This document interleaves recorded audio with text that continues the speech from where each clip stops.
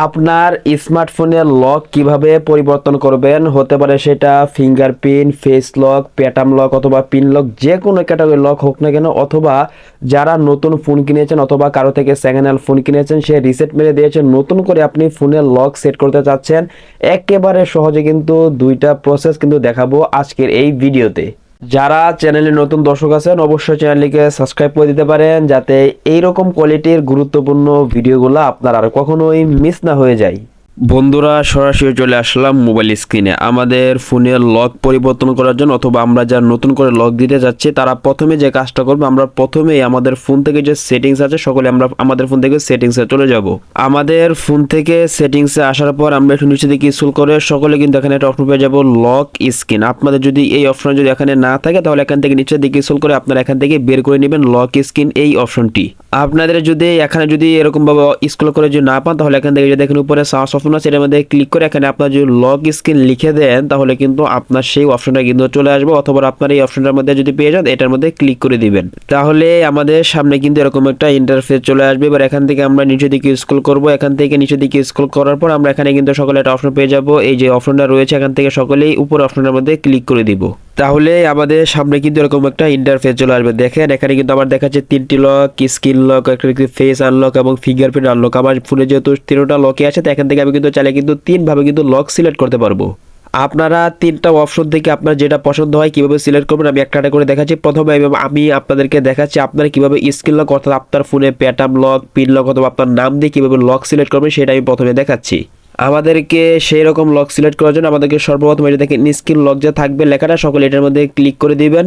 এখানে আমাদের ফোনের বর্তমান যে পাসওয়ার্ডটা রয়েছে, সকলে এখানে পাসওয়ার্ডটা দিয়ে দিব। তো আমি এখানে বর্তমান যে আমার পাসওয়ার্ডটা রয়েছে এটা দিয়ে দিয়েছি। আপনারা যদি নতুন করে লক দেন, তাহলে কিন্তু আপনাদের পাসওয়ার্ড যাবে না, সরাসরি কিন্তু সেইটার মধ্যে ক্লিক করলে কিন্তু আপনাদের সামনে কিন্তু এরকম কিন্তু ইন্টারফেস একটা চলে আসবে।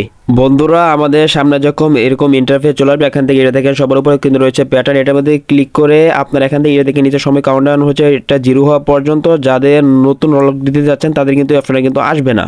যাদের আগে লক ছিল, আপনারা সেই লকটাকে পরিবর্তন করতে চাচ্ছেন, তাদের কিন্তু সময় এরকম কাউন্টডাউন হবে। যারা নতুন করে লক দিতে চাচ্ছেন তাদের কিন্তু এরকম সময় আসবে না, সরাসরি একটার মধ্যে আসলে এটার মধ্যে আপনারা ক্লিক করে দিবেন, তাহলে কিন্তু আপনাদের সামনে কিন্তু এরকম প্যাটার্নের অপশন কিন্তু চলে আসবে। এখান থেকে আপনারা প্যাটার্ন অর্থাৎ এভাবে যেভাবে লকটা দিতে চাচ্ছেন এভাবে আপনারা দিয়ে দিবেন। অথবা আপনারা যদি এখান থেকে আবার যদি এভাবে পুনরায় দিয়ে দেন, দুইবার আপনারা প্রথমে যে প্যাটার্নটা দিয়েছেন দ্বিতীয়বার এটা এখান থেকে দিয়ে এখান থেকে যদি কনফার্মের মধ্যে যদি ক্লিক করে দেন, তাহলে কিন্তু আপনার স্ক্রিনে কিন্তু এই প্যাটার্ন লকটা কিন্তু এভাবে কিন্তু লেগে যাবে। এবার যারা পিন দিতে চাচ্ছেন, ঠিক এরকম ভাবে আপনারা এটার মধ্যে ক্লিক করে আপনারা এখান থেকে সময়টা কাউন্টডাউন হওয়ার পর যারা পুরান লক আছে, যারা নতুন করে চেঞ্জ করতে চাচ্ছেন, এভাবে এটা ক্লিক করে দিবেন। অথবা যারা নতুন দিয়েছেন তাদের কিন্তু সময়টা কিন্তু আসবেন। এখান থেকে এভাবে পুনরায় দুইবার দিয়ে আপনারা এখান থেকে আবার যদি কনফার্মের মধ্যে ক্লিক করে দেন, তাহলে কিন্তু সেই লকটা কিন্তু লেগে যাবে।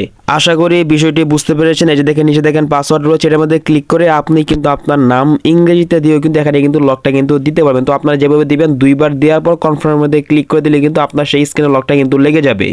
এবার আমি আপনাদেরকে দেখাবো আপনারা কিভাবে আপনার ফোনের মধ্যে ফেস লক দিবেন। দেখেন এখানে কিন্তু আমার ফেস লক কিন্তু অন করা আছে। আপনারা যারা চেঞ্জ করতে চাচ্ছেন অথবা নতুন দিতে চাচ্ছেন, সকলে প্রথমে এটার মধ্যে ক্লিক করে দিবেন, তাহলে আমাদের সামনে কিন্তু এরকম একটা ইন্টারফেস চলে আসবে। এখানে কিন্তু অনেকগুলো অপশন কিন্তু থাকবে, এখান থেকে আপনারা যেটা যেটা মন চায় সেটা আপনারা সিলেক্ট করে রাখতে পারেন। এবার এখান থেকে আমাদের ফেস লকটা অ্যাড করার জন্য এখান থেকে আমার কিন্তু একটা ফেস কিন্তু অ্যাড করা আছে। আপনারা যদি নতুন করে আরেকটা ফেস অ্যাড করতে চান, তাহলে এখান থেকে এইটার মধ্যে ক্লিক করে দিবেন।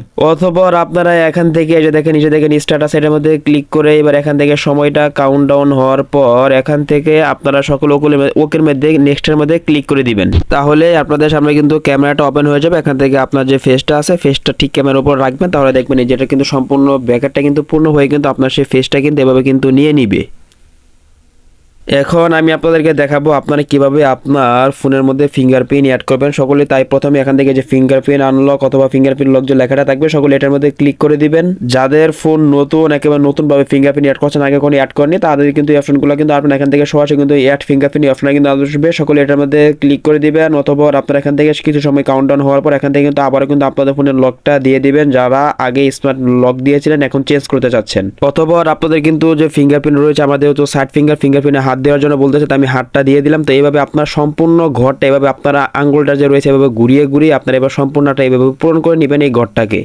অবশ্যই আপনারা যে আঙ্গুলের ফিঙ্গারপ্রিন্টটা দিতে চাচ্ছেন এভাবে আঙ্গুলটা একটু ঘুরাবেন, তাহলে দেখবেন ফিঙ্গারপ্রিন্টের সম্পূর্ণ ঘরটা কিন্তু পূরণ হয়ে যাবে। যখন আপনাদের পূরণ হয়ে যাবে, এখান থেকে নিচে কিন্তু ডান অপশনে চলে আসবে, এটার মধ্যে ক্লিক করে দিলে কিন্তু আপনার ফিঙ্গারপ্রিন্টটা কিন্তু অ্যাড হয়ে যাবে।